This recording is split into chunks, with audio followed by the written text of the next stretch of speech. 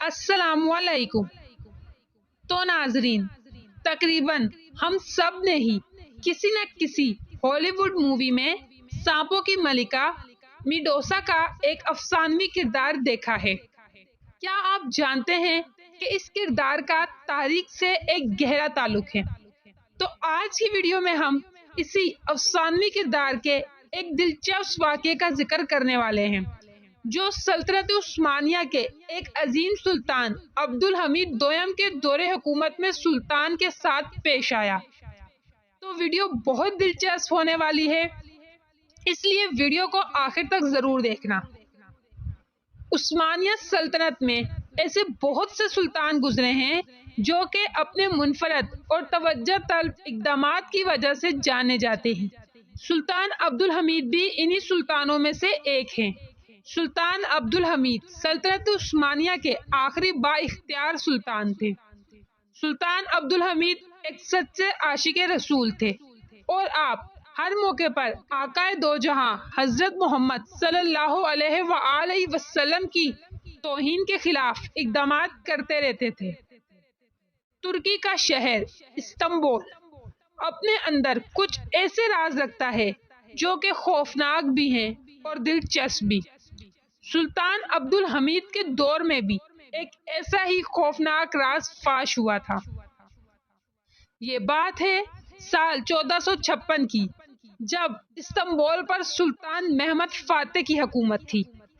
اسی سال اٹلی کے ایک وفد نے سلطان محمد فاتح سے ملنے کی خواہش کا اظہار کیا۔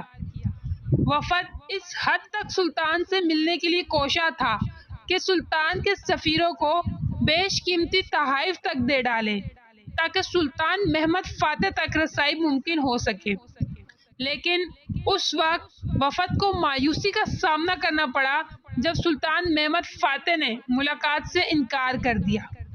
مگر بار بار کوششوں کی وجہ سے سلطان محمد فاتح نے اپنے ایک خاص وزیر کو اس وفد سے تعاون کرنے کا کہا، جس کے بعد وفد کی ملاقات اس خاص وزیر سے ہوئی۔ دراصل یہ وفد سلطنت میں موجود ایک تالابی علاقے بیلیسیکا سیسترن تک رسائی چاہتا تھا۔ اس مقام پر کچھ ایسے خزانے موجود تھے جو کہ وفد کے مذہب کے لیے مقدس تھے، لیکن سلطان کی اجازت کے بغیر وہاں تک رسائی ممکن نہیں تھی۔ یہی وجہ تھی کہ وفد نے ایک بار پھر سلطان محمد سے ملنے کی درخواست کی۔ وفد کی جانب سے بتایا گیا کہ اس مقام پر کہیں قیمتی خزانے موجود ہیں جس سے ہمیں کوئی سروکار نہیں، ہمیں صرف ایک ایسی قبر تک رسائی چاہیے جو وہاں موجود ہے۔ کہا جاتا ہے کہ وہ قبر میڈوسا کی تھی۔ میڈوسا کو ایک ممی کی صورت میں اس مقام میں محفوظ رکھا ہوا تھا۔ سلطان محمد فاتح نے وفد کی یہ آفر مسترد کر دی۔ اب آتے ہیں سلطان عبدالحمید کی طرف۔ سلطان عبدالحمید تاریخ کے منفرد اور دلچسپ واقعات کی کھوج لگانے کا شوق رکھتے تھے۔ سلطان عبدالحمید کے دور میں بھی اٹلی سے ایک وفد آیا اور سلطان سے وہی درخواست کی جو کہ سلطان محمد فاتح سے کی تھی۔ سلطان عبدالحمید نے بھی وفد کو قبر تک پہنچنے کی اجازت نہ دی، مگر اس بار سلطان نے خود معاملے کی کھوج لگانے کا فیصلہ کیا۔ سلطان نے تحقیقی افسران کو اس پتھر کی قبر کے حوالے سے طلب کیا۔ جب سلطان عبدالحمید نے اس قبر کو کھلوا کر دیکھا تو اس میں ایک خاتون موجود تھی جس کے سر پر موجود بال کچھ اس طرح تھے جیسے سانپ ہو۔ اگرچہ جسم خراب ہو چکا تھا مگر ابھی بھی موجود تھا۔ اب سلطان نے اس معاملے میں ایک چال چلی۔ چونکہ سلطان نے سوچا کہ اگر قبر لوگوں کے سامنے آئی تو لوگوں میں عدم اعتماد اور مختلف غلط خیالات پروان چڑھ سکتے ہیں، تو سلطان عبدالحمید نے قبر کو بند کر کے صحافیوں کے سامنے پیش کیا اور کہا کہ اگر اس قبر کو کھولا گیا تو اندر موجود جو بھی چیز ہے وہ خراب ہو سکتی ہے اور ہم نہیں چاہتے کہ تاریخی ورثہ خراب ہو۔